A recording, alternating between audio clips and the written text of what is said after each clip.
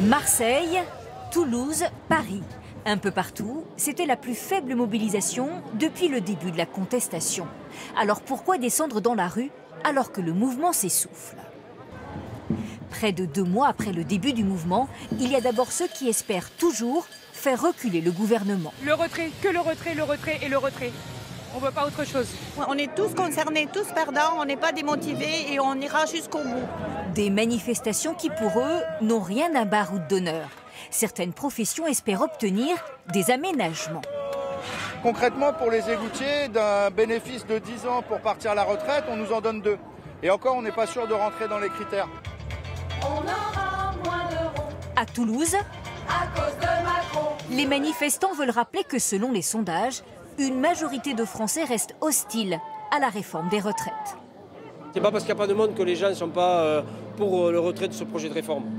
Voilà. Il y a des gens qui n'ont pas les moyens d'être là, voilà, c'est compliqué pour eux, mais nous on est là pour eux. Il faut que le gouvernement l'entende absolument. La majorité des Français veulent le retrait de cette réforme qui est néfaste. Les responsables syndicaux, eux, se sentent confortés par l'avis critique rendu vendredi par le Conseil d'État. Selon lui, les conséquences du projet de loi ne sont pas assez précises. On ira jusqu'au bout, c'est-à-dire jusqu'au retrait du projet de loi. Quand même, c'est pas anodin, le Conseil d'État qui cingle ce projet. Les syndicats feront entendre leur voix dès demain lors de la conférence de financement pour trouver des solutions pour assurer l'équilibre du système des retraites. Nous, on est prêts à regarder, y compris la réorientation des aides publiques aux entreprises. N'oublions pas, 140 milliards d'euros chaque année sous forme d'allègement de cotisations ou de crédit d'impôt, eh bien qu'on réoriente une partie de ces aides. Demain et vendredi, d'autres actions sont programmées.